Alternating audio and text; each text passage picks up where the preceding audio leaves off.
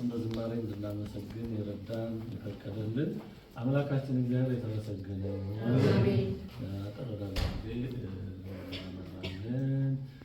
ኢትኩን ፈድፋደ ጻድቅ መጽሐፈ ምሳሌ ምዕራፍ 7 ቁጥር 16 ላይ ያለ ቃል ነው።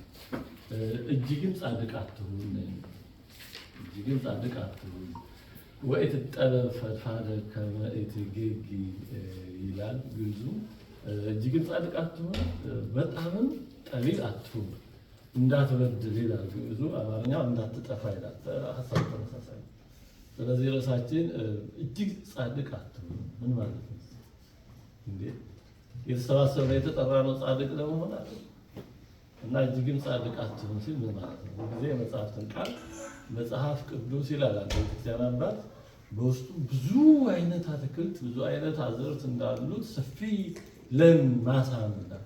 በዛ ውስጥ ብዙ አይነት አለ። በጥሬው የሚበላ አለ፣ በሰፊ ለም ማሳ በጥሬው በእሸቱ የሚበላ አለ፣ ደግሞ በስሎ የሚበላ አለ፣ በሁለቱም የሚበላ አለ፣ በጥሬውም በስሎ። ለእንስሳት መኖ የሚሆንም አለ። በቅዱሳት መጽሐፍትም እንደዛ አለ። በጥሬው የሚበላ እንዳለ ሁሉ ምንም ትርጉም የማያስፈልጋቸው ነገሮች አሉ። ነው አንዳንዴ ግልጽ የሆነውን እንተርጉም ማለት የበለጠ ማወሳሰብ አላስፈላጊ ትርጉም አላስፈላጊ የሚሆንባቸው ግልጽ የሆኑ በአንጻሩ ደግሞ በጥሬው ቢበላ የሚያም እንዳለ ሁሉ ካልተተረጎመ ደግሞ እንዳለ በቁሙ ብንወስደው ወደ ስህተት የሚወስዱ ደግሞ አለ። ሁለቱም አይነትም ደግሞ አለ። ገጸ ንባቡ ግልጽ የሆነ ግን ደግሞ በውስጡ ብዙ ሀሳብ ያለውም አለ። ለእንስሳት የሚሆን እንዳለ ሁሉ ደግሞ ለማንኛውም ሰው የሚሆኑ ምሳሌዎች፣ አገላለጾች ደግሞ አሉ። መጽሐፍ ቅዱስ ብዙ ነገር ያለበት ነውና ከመጽሐፍ ቅዱስ የሆነ ነገር ሲጠቀስ ሁልጊዜ ያንን እንደ መጨረሻ ቃል አድርገን ከመውሰድ በፊት መጽሐፍ ቅዱስ ውስጥ ያለው ይሄ ብቻ ነው ሌላ የለም ብለን መጠየቅ አለብን። ምክንያቱም ያለው አንድ ጥቅስ ብቻ አይደለም፣ ብዙ ነገሮች አሉ። እና ያነሳው መጽሐፍ ቅዱስ በጥቁርና በነጭ እንዲህ ይላል ሲለን እሺ ጥሩ ይሄ ይላል እሺ ያልቃል ግን ይሄ ብቻ ነው ብለን ደግሞ ሌላም መጠየቅ አለብን። እና እጅግም ጻድቅ አትሁኑ ለምን አለ? ቅዱሳት መጽሐፍት ጽድቅን እግዚአብሔር እንደሚወድ እግዚአብሔር ጻድቅ እንደሆነ ተደጋግሞ ይነግሩናል። ሰው ጻድቅ እግዚአብሔር ወጽድቅ አፍቀረ ይላል መዝሙር 10 ላይ። እግዚአብሔር ጻድቅ ነው ጽድቅንም ይወዳል ይላል። ጽድቅ አፍቀርከ ወአመፃ ጸላእከ ይላል መዝሙር 44 ላይ። ጽድቅን እውነትን ወደድክ አመፃን ሐሰትን ደግሞ ጠላ ይላል። እንዲያውም ጽድቅን የሚራቡና የሚጠሙ ብፁዓን ናቸው ብሎ ባለቤቱ ከአንቀጸ ብፁዓን አንዱ ጽድቅን መራብ፣ ስለ ጽድቅ መራብ ጽድቅን መራብ እንደሆነ ተናግሯል። ብፁዕ የሚያሰኘው ጽድቅን መራብ እንደሆነ ይሄን የመሰለ ብዙ ነገር አለ። እግዚአብሔር ጻድቅ ነው፣ ጽድቅን ይወዳል። የተጠራነው ጽድቅን ለመፈለግ ነው። ታዲያ እጅግም ጻድቅ አትሁን ለምን አለ? ለምንድን ነው እጅግም ጻድቅ አትሁን ያለው? እጅግም ጻድቅ አትሁን ያለው የጥንቃቄ ትምህርት ነው። ምን ማለት ነው? በዚህ ዓለም በሚሆኑ ነገሮች ራሳችንን በጣም ተቆርቋሪ፣ ራሳችንን ለፍትህ የቆምን፣ ለሰው በጣም እናዝን፣ በዛ ሰው ላይ ያ ነገር ሲደርስ እግዚአብሔርን ደግሞ ዝም ያለ እንዴት ይህን ሰው ሳያወጣው ቀረ፣ እንዲህ ያለን ሰው እንዴት ለፈተና አሳልፎ ሰጠው ብለን ራሳችንን የተሻለ አዛኝ፣ መሐሪ፣ ተቆርቋሪ፣ ፍትሃውያን እግዚአብሔርን ደግሞ በተቃራኒው አድርገን ወደ ማሰብ እንዳንሄድ የተሰጠ ማስጠንቀቂያ ነው። በዚህ ዓለም በሚሆኑ ነገሮች በሚያሳዝኑት ማዘን ይገባል። ከተበደሉት ጋራ አብሮ በመንፈስ ማዘን የነዛን ሰዎች ችግራቸውን፣ በደላቸውን፣ ግፋቸውን በመንፈስ መጋራት ይገባል። ይሄ በቅዱሳት መጽሐፍ ተደጋግሞ የተነገረው ቅዱስ ጳውሎስ ዕብራውያን 13 ላይ ከታሰሩ ጋራ ልክ እናንተ እንደታሰራችሁ ሆናችሁ አብራችሁ አስቧቸው ይላል። የኛ አካል ነው የታሰረው እዛ እንደኛ ያለ ነፃነት የሚፈልግ ሰው የኛ አካል ናቸው የታሰሩት። ምንም ይሁን ምን ጉዳይ የታመመ ሰው ቢኖር የታመመው የኛው አካል ነው። ስለዚህ ግድ እኔ ጋር ካልደረሰ አይመለከተኝም አይባልም። አንድ የእግዚአብሔር ፍጥረት ነው። እኛ የምንፈልገውን የሚፈልጉ እኛ የማንፈልገውን የማይፈልጉ ሰዎች ናቸው። ከኛ የተለየ ሌላ ፍላጎት ያላቸው መከራ ቢቀበሉ የሚወዱ ሕፃናታቸው ቢገደሉ ደስ የሚላቸው አይደሉም። ስለዚህ በሌሎች ላይ የሚደርሰውን ግፍ ልክ በእኛ ላይ እንደደረሰ አድርጎ ሊሰማ ልናዝን ይገባል። ይህ በራስ ካልደረሰ የሚለው ነገር ብዙ ሰው ጋር ይታያል። እውነቱ በጣም ያሳዝናል። ብዙ ሰው በሱ ካልደረሰ ሌላው ሰው የደረሰበትን መከራ ለማመን እንኳን የሚከብዳቸው ሰዎች አሉ።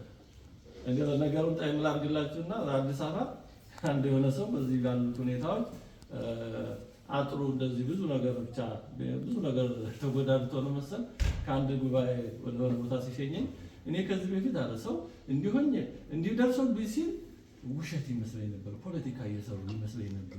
ለካ ሰው እንደኔ እየተጎዳ ነው። የሚያሳዝነው በራሱ ሲደርስ ብቻ የገባህ መሆኑ ይሄ ነው የሚያሳዝነው። እና ብዙ ሰው ረሃብ የሚገባው እሱ ሲራብ ወይም ሀዘን የሚገባው እሱ ሲያዝ እንዲህ መሆን አለበት። ስለ ረሃብ እንድንረዳ ይግድ መራብ አለብን። ስለ ሀዘን እንድንረዳ ይግድ ማዘን አለብን። የለም በሌላው የሚደርሰው በእኛ እንድንደርስ አድርገን መረዳት መቻል አለ። ልበደንዳና መሆን አይገባም። እኛ ምን አገባን እኛ ጋር ደረሰን ማለት እንደተባለ አንድ ሰው በጣም ፈሪ ነበር አሉ። የመጨረሻ ፈሪ እና ያን ጎበዞች ሊፈትኑት ፈለጉና ማታ ሌሊት ሄዶ በሩን አንኳኩ እየሰሙ እና ሚስቲቱ ኧረ ይሄ ነገር ዝም በይ ከዛ ከፍተው ገቡና ከከብቶች አንድ ሁለቱን ነዳ አደረጉ። ኧረ ከብቶች ወሰዱ ብላሽ ዝም በይ ከብቶች ወሰዱ ምን አደረጉ? ከዛ ሳቃቸውን የቻሉ ደግሞ ወደ አልጋው ወጡና ከልጆች አንዱን ሳብ አደረጉ። ሚስቲቱ ኧረ ልጆች አለች ዝም በይ ምን አገባሽ ልጅ ለወሰደ አለ ባልዩ። በመጨረሻ የሳቁ እሱን ጎተት ሲያደርጉ አሁን እሪ በይ አለች። እና ብዙ ሰው እሱ ካልተነካ ምን ችግር አለ? ምንም እንዳልተፈጠረ ራሱን እያሳመነ ነው የሚኖረው። በጣም ያሳዝናል። ግን ሌላው ሲነካ ካልጮክ አንተ ስትነካ ይጮህልህ ነው። እና ምን ለማለት ነው ያወጣሁት? በሚሆኑ ነገሮች ማዘን ይገባናል። ግን እጅግ ጻድቅ አትሁን የተባለው እንዲህ በምናዘን ጊዜ የሌሎችን ችግር በምንጋራ ጊዜ እግዚአብሔር ለምን አሳልፎ ይሰጣቸዋል?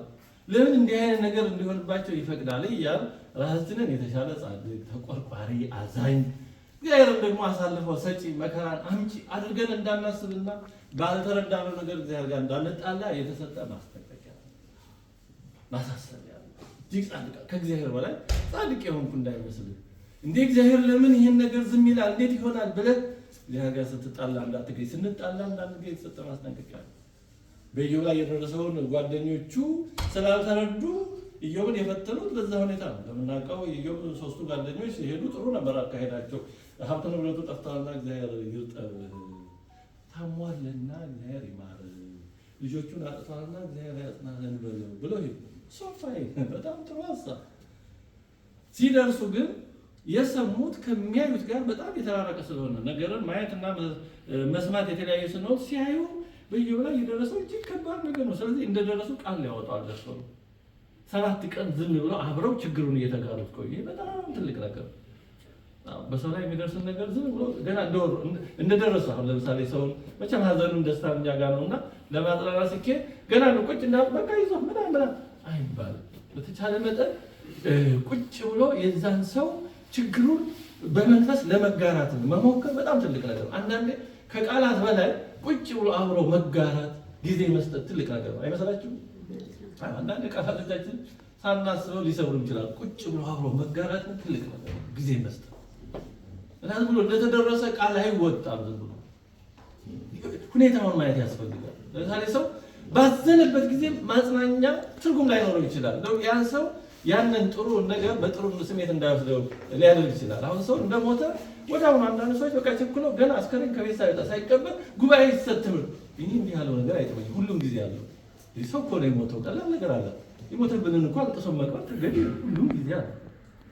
ይህ ሁሉ ነገር ዝም ብሎ ይሄ አንዳንዴ በጣም ጀማሪ ምን እንደሚባለው ማድረግ ሁሉንም አገባው እና ጓደኞቹ 7 ቀን መቆየታቸው በጣም ጥሩ ነገር ነበር። ግን ከዛ በኋላ ነገር ሲጀምሩ ነው ያበላሹት። ይሄን የመሰለ መከራ የመጣብን እግዚአብሔር በእውነተኛ አገልጋዮች ላይ እንዲህ ያለ ነገር ስለማይመጣ አንተ ከኛ የተደበቀ ኃጢአት ቢኖርብህ ነው። ስለዚህ እንዲህ አይነቱ ነገር ወደ ምን ይወስዳል? ወይ እግዚአብሔር በወዳጆቹ ላይ ያልተገባ መከራን ያመጣል ወደሚል ፍርደ ገምድልነት ይወስዳል፣ እግዚአብሔር ጋር ያጣላል። ወይ ደግሞ ሰዎቹን በሌላቸው ነገር እንዲህ ኃጢአተኛ ባትሆኑ ኖሮ እግዚአብሔር እንዲህ መከራ አያመጣባችሁም ነበር። ስለዚህ ለሰው ጻድቅ መስላችሁ ኃጢአተኞች ናችሁ፣ ስራ አላችሁ፣ ክፋት አላችሁ ብሎ ወደ መኮነን ይወስዳል። ወደዛ ይወስዳል። እና ኢዮብን የፈተነው የጓደኞቹ ፈተና ነው። እንደምናውቀው የሚስቱን ፈተና ችሏል። 10 ልጅ አዎ በእናቶች በወላጅ ፊት እንደዚህ አይነገርም። ግን በቅዱሳን መጽሐፍ የተጻፈ ነገር 10 ልጅ ነው የሞተበት። 10 ልጅ በአንድ ጊዜ እንዴት ይገለጻል? ግን ይህን ችሎታል። የሚገርም የንብረቱን ማለት ችሎታል። የጤናውን ችግር ላይ መውደቅ ችሎታል። ግን ኢዮብን የከበደ የጓደኞቹ ፈተና ነው። አንተ የተደበቀ ኃጢአት ሊኖር ብለው እያሉ ሲሉት ራሱን ለማስረዳት ጀስቲፋይ ለማድረግ ብዙ ርቀት ሄደ። እግዚአብሔር ጋር ያቃየመው ከጓደኞቹ የመጣ እና በእውነቱ ሰውን በሚደርስበት ችግር እናጽናናለን ስንል የምናባብስ እንዳንሆን መጠንቀቅ አለብን። በእውነቱ በተቻለ መጠን ከአንደበታችን የሚወጣውን ቃል ለማጽናናትም ይሁን ለቀልድም ለጨዋታ በተቻለ መጠን ለመጠንቀቅ ሞክር። ሁሉ ተጠንቅቆ አይዘለቅም።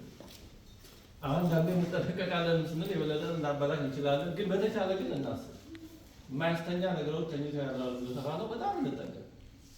ትዝ ይለኛል አንድ ሰንበት ትምህርት ቤት አንድ ሰንበት ተማሪ ታማ ሰንበት ተማሪዎች እንጠይቃት ነው እና ሄደው ደግሞ እንዘምራለን እና ምን የሚል ነበር የዘመሩት? ላይቀር መሞት መግባት ከመቃብር የሚል መዝሙር ዘመሩ። አሁን ይህ ምን ማለት ነው? እኔ ማጽናናት ባይሄዱ አይሻልም? እሺ ከሄዱ ባይዘምሩ አይሻልም? በቃ ይህን ስራ አንዳንዴ የምናደርገውን ነገር በእውነት ትንሽ ኢትዮጵያ መተዛዘናችን መተሳሰራችን ጥሩ ነው። ግን ደግሞ አንዳንዴ ሳናውቀው በሰው ሕይወት ውስጥ እየገባን ደግሞ የምናቆስለው ነገር ደግሞ ያን በጣም ማሰብ አለብን። አንዳንዴ እንደታየ አይነገርም። ሰው ለምሳሌ ከስቶ ከሆነ እንደታየ ከሳ ተብሎ አይነገርም። ጥሩ አይደለም። ምን እንደሚሰማው ነው እናውቃለን። ሌላም ማለት ነው እና ኢዮብ ጓደኞች በጣም እየሆነ የፈተኑት እነዚህ ናቸው። ያን ሁሉ ልብ በሉ። የልጆችን መሞት፣ የሀብት ንብረት መታጣት፣ የጤና መጓደል አልፎ የጓደኛ ፈተና ከባድ ምን ያህል ከባድ እንደሆነ የጓደኛ ፈተና እና በኋላ እግዚአብሔር የኢዮብ ጓደኞች ጥሩ አልሰራችሁም፣ ተገቢ ነገር አላደረጋችሁምና ሂዱ ኢዮብ ይጸልይላችሁ ያላቸው ለዚያ እጅግን ጻድቅ አትሁን የተባለው እንደዚህ በማናውቀው ገብተን የሆነ ሰው መከራ ሲቀበል ስናይ ወይ እግዚአብሔርን ወደ ማማረር እግዚአብሔር ወይ አሁን ለሱ ትሰጠዋለህ ምን ብለን ወደ ማማረር እንዳለ ወይም ደግሞ ያን ሰው በማናውቀው ገብተን የሆነ ነገር ቢኖር በኃጢአተኛ በተወው ነው እንጂ እግዚአብሔር ዝም ብሎ እንዲያ ነገር አያመጣም ብለን በማናውቀው ገብተን የሌለ ፈትፋች ሆነ ዕዳ ውስጥ እንዳንገባ የተሰጠ ማስጠንቀቂያ ነው። አዎ በዚህ ዓለም የሚሆነው ነገር እኛ አናውቅም። የሚያውቀው እግዚአብሔር ምኑ ለምን እንደሚሆን በኃጢአት የመጣ ይሁን ለጽድቅ ይሁን ለበረከት ይሁን ለመቅሰፍት ይሁን ለምንም አናውቀው። በማናውቀው ውስጥ መተቸት ውስጥ እንዳንገባ እስቲ ዮሴፍን ታሪክ አስታውሱ። እያንዳንዱ ነገር ካዩት ዮሴፍ ነገር በጣም አያሳዝንም? ወንድሞ ጥሩ ልጅ ለሆነ በጣም አስተዋይ ልጅ ለሆነ ወንድሞቹ ጠሉት። ስንቅ ይዞላቸው ለሄደ ተቀብለው ጉድጓድ ውስጥ ጣሉት። እግዚአብሔር የት አለ በዚህ ብሎ ወንድሞቹ የራሱ ወንድሞች ጉድጓድ ውስጥ ሲከቱት እግዚአብሔር ዝም ብሎ ያ አንተ የት አለ እግዚአብሔር አያሰኝም? ይሄን ሳያንስ ደግሞ ለግብፅ አሸጠው። በዛም ዘመን ሩቅ ነው ምን ወደ መዳረሻው ወደማይታወቅበት ይሄ ሁሉ ሲሆን አያሳዝንም? ደግሞ እዛ በቅንነት ላገለገለ ደግሞ ያ ኃጢአት ደግሞ እስር ቤት ክትል እዛ የነበረው ደግሞ ወደ ፈርዖን ሲገባ ማካሳሰኝ ነው ያምር 2 ዓመት ይህ ሁሉ እያንዳንዱ ካዩት አያበሳጭም? እግዚአብሔር የሚያደርግበት ምክንያት ነበሩ። እነዚህ ዮሴፍ ወደ ፈርዖን ቤተ መንግስት እንዲሄድ ደረጃዎች ነበሩ። እንደዚህ ደረጃዎች እንደምንወጣው መሰላል ነበረ። አሁን እኮ የምናደንቀው ሙሉ ስዕሉን ስላየ ነው እኛ አልፈን። ግን ያን ጊዜ በእያንዳንዱ ነገር ብንኖር አልነበሳችም? እጅግ ጻድቅ ነው የተባለው ለዚህ እግዚአብሔር ምኑን ለምን እንደሚያደርገው አናውቅም። ሙሉ ስዕሉን አናየውም። እግዚአብሔር ሙሉ ስዕሉን ስለሚያይ ነው። ያ ግን አናየው። እምነት ላይ ነው የሚሞላው። እግዚአብሔር ያለ ምክንያት አያደርግም ብሎ በእምነት ማስተዋል ከዚህ ፈተና ያወጣል። አለዛ በሎጂክ በአግባብ በምናምን ካል እንሳሳታለን። የሌለ ጻድቅ መስለን እግዚአብሔር እንጣላለን እና እንዲህ ባሉ ሊናዎች ተፈትነን ከእግዚአብሔር ጋር እንዳንቀያየን የተሰጠ ማሳሰቢያ ነው። በዚህ ዓለም የሚሆነው ነገር ያበሳጫል። ጉልበተኛው ጊዜ የሰጠው ደካማውን ማጥቃት የዚህ ዓለም ጠባይ ነው። 21ኛው ሴንቸሪ ያመጣው አዲስ ነገር የለም። ምን ባለው እንዳነሳሩ እንደምታውቁት የሰው ጠባይ ሰው ነው። አንዳንድ ጅም ነው በአንደኛ ክፍለ ዘመን ይሆናል እያለ ይሄ ብሬኔሽ ሊሆን እንጂ የተቀየረው ነገር ሰው ነው። ሰውን የሚቀይረው ክርስትና ቅድስና እንጂ ዘመን አለ። እንደውም ዘመንና በለጠ ያከፋው ነው ይችላል። እንዲህ ባለ በምናየው የሆነ ግፍ መከራ እንዲህ ስናይ በእግዚአብሔር ላይ ሀልዎቱን ወደ መጠራጠሩ እንዳልሄድ አንድ ሰው ይባላል። አንድ ባህታዊ በጫካ ውስጥ አንድ ክስተት አየ። እሱ ምንድነው? ጫካ ውስጥ ቀጭን መንገድ አለች። አንድ ሰው ከፊት መጀመሪያ ሄደ። በዛች ቀጭን መንገድ ጫካ መሀል መንገዷ ላይ ውሃ ነበረች። ምንጭ ቁጭ ብሎ ውሃን ጠጥቶ የሆነ ነገር ረስቶ ሄደ። ወቄት ወርቅ ነው፣ በኮረጆ ያለ ወርቅ። ከዛ ጥሎ ረስቶ ከሄደ በኋላ ሁለተኛ ሰው መጣ። ያችን ወርቅ ሲያገኝ ይሄማ በዚህ መንገድ ቢሄድ ባለ ወርቅ ያገኛል ብሎ ወደ ጫካ ገባ። ሶስተኛ ሰው መጣ። ያ የመጀመሪያው ወርቁን የረሳው ተመልሶ ሶስተኛ ሰው እዛች ምንጭ ላይ ጠጥቶ ቁጭ ሲል አገኘው። ሶስተኛ ሰው ወርቄን አምጣ። አረን ያላየም ግን አምጣት ነው። በዚህ መንገድ ሌላ ሄደ ሲል አምጣ፣ የለም ገደለ። ሶስተኛው ሰው የመጀመሪያው ባህታዊ ጫካ ውስጥ ሆኖ ያያለ ሄደ። በጣም ተበሳጨ። ይህ ሁሉ ሲሆን አንተ የት አለ? የመጀመሪያው ሰው ወርቁን አጣ። ሁለተኛው ይህ ሌላ ሰው ንብረት ወርቅ አገኘ። ሶስተኛው ደግሞ በማያውቀው ህይወቱ ጠፋ፣ ደግሞ ፈሰሰ። ይህ ሁሉ ሲሆን ዝም የምትል ከሆነ በቃ ሁሉም የሆነ በአጋጣሚ ነው ማለት ነው ብሎ ሊክድ ተደረደረ። በጣም እኮ ለመካድ በጣም እንቸኩላለን። ብዙ ጊዜ የሆነ ነገር አይተን የት ነህ ብለን አቤት እኮ ሎጂካል መሆናችን ጻድቅ በጣም አደገኛ ነው። ራስን እንደ ጻድቅ እንደ ፍትሃዊ የመቁጠር በሽታ በጣም አደገኛ ነው እና እግዚአብሔር ስለሆነ መላኩን ላከና አስረዳው። ያ የመጀመሪያው ሰው እነዛ ገንዘብ አጣምት ነው አላግባብ የሰው ሀብት ንብረት ወስዶ ሰርቆ ቀምቶ ከብሮ ይኖር ነበር። አሁን እየቀማው ነው። ሁለተኛው ሰው ደግሞ እንደዚሁ ተበድሎ ገንዘቡን ተቀምቶ አዝኖ ተቸግሮ ይኖር ነበር። አሁን እየመለሰለት ነው፣ ፍትህ እያገባ ነው። ያ ሶስተኛው ደግሞ በከንቱ ፈሰሰ የምትለው ሰው ደግሞ የሰው ደም በእጁ ላይ ነበር፣ የሰው ታጥቶ ነበር። አሁን ደግሞ እየመለሰ ነው፣ ፍትህ እየሰራ ነው። እና እግዚአብሔር እኔ ፍጥረቴን እኔ ባወቅኩ ላስተዳድር አንተ ምን አገባህ?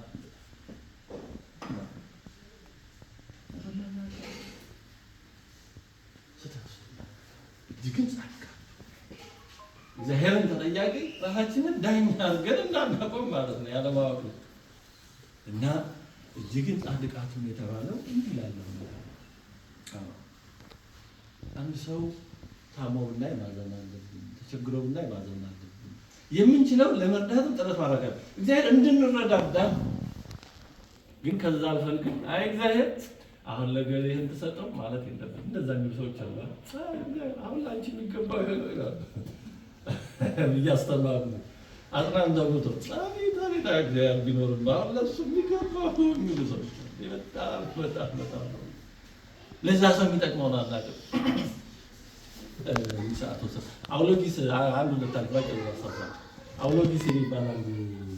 ድንጋይ ሽጦ ድንጋይ እየጠረበ ምናምን የሚኖር ሰው ነበር እና ከዕለት ትርፍ ምግብ የሚተርፈው ለችግረኞች የሚመጸውት በጣም ጻድቅ ሰው ነበር።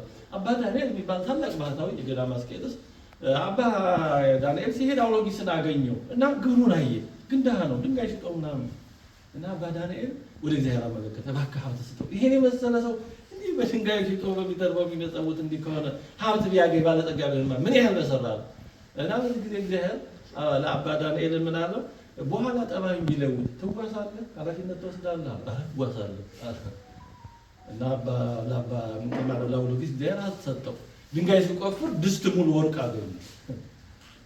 ከዛ ያን ወስዶ ለንጉሥ ሰጠ። ምን ያደርግልኛል? ንጉሥ ደግሞ ይሄን የመሰለ ታማኝ ሰው አላገኘም፣ ወርቅ አምጥቶ የሚሰጥ ብሎ ሾመው። በአንድ ጊዜ ትልቅ ባለስልጣን ሆነ። ባለስልጣን ሲሆን ግን ጠባይን እየቀየረ የቀድሞ ነገሩን እየረሳ ጨርሶ ተለወጠ። አባ ዳንኤል ይሄን ሰማ። ሊያረጋግጥ ሲሄድ እባካቸው አውሎጊስን አገናኘኝ ቢል አጃቢዎቹ አባ ዳንኤልን ደበደቡት። ምን አባህ አንተ እዚህ ቁርንጮ ለባሽ ምን አመጣህ ብሎ ይገባኛል በገዛ እጄ ነው ብሎ አዝኖ ሳለ ሌሊት በራእይ መድኃኒታችን ኢየሱስ ታየ። ስለ ወዳጅ ስለ አውሎጊስ አገልጋይን አንተ በማያገባህ ገብተህ ሀብት አሰጥተህ ነው እና ያጠፋኸው፣ ስለ አንተ ዋስ ትገባለህ፣ ስለሱ አንተ ትቀጣለህ እያለ ሲይዘው እመቤታችን ደግሞ ወላዲተ አምላክ ከልጇ እግር ስር ወድቃ እባክህ አባ ዳንኤልን ማርልኝ ስትለው በራእይ አየ። እና አውሎጊስ ለዳንኤል አማራዮ ስቅለተ ከመእገሪሁ ሰአንኪ ወሰአልኪዮ ስለተ ወሰአልኪዮ ምሕረተ ይላል አባት ጌድ እና ይህን ሲያይ በህልሙ ነው ያየው። በንና ወይኔ በማላውቀው ገብቼ ፈጣሪ ተቀይሞኛል አለ። ጸለየ፣ ለመነ፣ እግዚአብሔርም ሰማው። ከዛ አውሎጊስን የሾመው ንጉሥ ሞተ። ያ አንዱ የሾመውን አንዱ አይወደውምና ብዙ ጊዜ ያን ጊዜ አዲሱ ተሿሚ አዲሱ ንጉሥ አውሎጊስን ሊገለው ሲፈልገው ጠፍቶ መጣ። ወደ ቀደመ መንገዱ ተመለሰ። ለማን ምን እንደሚጠቅመው አናውቅም። ይሄ ማለት ሳይሰሩ ዝም ብሎ በስንፍና የሚመጣውን ሁሉ ትክክል እግዚአብሔር ስጦታ ነው ማለት አይደለም። ሰው ሊሰራ እየፈለገ እየሰራ እየደከመ እየሞከረ ከዛ ያለፈ መሀል ከሆነ እግዚአብሔር ፈቃድ ከሆነ የሚጠቅመው ሰው ነው። ሰው ጤናውን ለማሻሻል ከሆነ ደዌ ነፃ ለመሆን ጠበሉንም ሕክምናውን ምኑም እያለ ግን የማይሻለው ከሆነ ሀብት አድርጎ መቀበል ነው። ቢጠቅመው ይሆናል እና እግዚአብሔር የሚሰራው ስራ ሁሉ ምክንያት ያለው እሱ በሚያውቀው ስለሆነ በማናውቀው ገብተን እንዳንበድል ነው። አንድ ሊቅ ምን አለ? እግዚአብሔር ሁሉም ቻይነትን ካለ ሁሉነቱን ለአንድ ቀን ቢሰጠኝ ብዙ ነገር ቀይር ነበር። እውነት እኔ ራሱ ቢሰጠኝ በጣም ብዙ ነገር ቀይር ነበር። ለአንድ ቀን አለ ለአንድ ሰዓት ቢሰጠኝ ስንቱን አውርጄ ስንቱ ቢሰጠኝ ማለት ነው። ስንቱን አውርጄ ስንቱን እንደሚሆን አለ እና ያው ሊቅ ምን አለ? ሁሉን ቻይነቱን እንደሰጠኝ ሁሉን አዋቂነቱን ቢጨምርልኝ ግን ሁሉንም እንዳለ ተወራለሁ። ምን ማለት ነው? የሚሆነው ሁሉ መሆን የሚገባው ቤስት የሆነ ፍጹሙ ነገር ነው ማለት ነው። ካሉት ቫሪያብሎች ሁሉ ከነፃ ፈቃዱ ከሙሱ ከሚያውቅ ምን ማለት ነው? እንዲህ ቢሆን እንዳይሆን ምን ይሄ ካለማወቃችን ነው ብዙ የሚመጣው። ይሄ ማለት መስራት መስተካከል የለብንም ማለት ነው። መለወጥ ያለበት በስራ ብዙ ነገር አለ። ግን ደግሞ ብዙዎቹ የሚሆኑ ደግሞ በዛ መንገድ ቢሆን የተሻለ ስለሆነ ሊሆን ይችላል። አንድ አዝማሪ ይባላል ከአንድ ትልቅ የሾላ ዛፍ ስር ቁጭ ብሎ ከታች ሳይ ሾላው ፍሬው እንግዲህ ትንሽ ነው፣ ከጎኑ ደግሞ ዱባ አለ። ዱባ ደግሞ እንደምናውቀው ትልቅ ነው እና በጣም እግዚአብሔር አማው አይ እግዚአብሔር ይሄን የሚያህል ትልቅ ዛፍ ሾላ ፍሬው እቺ ዱባን ያክል ይሄ ትልቅ ፍሬ ደግሞ እዚህ ምንም አረግ የሆነ ነገር አሸክመ ብታገላብጠው አይሻልም ነበር? ዱባውን እዛ ትልቁ ላይ ልትሰቅለው ደግሞ ሾላም ትንሽ ፍሬ ለዚህ ለዱባው ለዚህ ለሐረጉ ብታረገው ጥሩ ነበር። ትልቁ ለትንሹ ትንሹ ለትልቁ አይ እያለ አምቶ ነቅፎ እንቅልፍ ያዘው። እንቅልፍ እንዳያዘው ከሾላው ፍሬ አንዷ ወርቃ እዚህ አፍንጫው ላይ ስትለው በቃ የደማ መሰለው ብንን ነው። እግዚአብሔር አሁን የሾላው ፍሬ እንደዚህ ያበበች እስኪ አስቡ ዱባው እዛ ላይ ሆነ ነው አናቴ ተፈጥቶ ነበር። ስለዚህ እንኳን እኔ እንዳልኩት አላደረግም ያንተ ትክክል ነው ቀጥል አለ ይባላል። እና በማናውቀው እየገባን ከእግዚአብሔር ጋር እንዳንጣላ ይትኩን ተጻድቅ የተቸገሩትን እንዘን፣ በዓለም በሚሆነው ግፍ እንዘን። በግፍ ማዘን ተገቢ ነው። አይ ልክ ነው ይሁን ማለት አይገባም። አባ ኪሮስ ከዓለም ወጥቶ የመነነው በዓለም የሚደረገውን ግፍ አይቶ ነው። ዓለም ግፍ ነው። በግፉ ግን መስማማት አይገባም። ከዛ አልፎ ግን ራሳችንን ጻድቅ እግዚአብሔርን ደግሞ ተጠያቂ ተኮናኝ ወይም የሚሆነውን ግፍ የሚደግፍ ወይም ዓለምን የተወው ወይም ዓለሙ ሰራ መገብ የሌለው አድርጎ ወደ ማሰብ ስህተት እንዳንሄድ እንድንጠበቅ ነው። እጅግን ጻድቅ አትሁኑ የተባለው እግዚአብሔር ከስህተት እንድንጠበቅ መልካም በሆነ አጥብቀን እንድንኖር የሱ ቅዱስ ፈቃዱ ይሁን።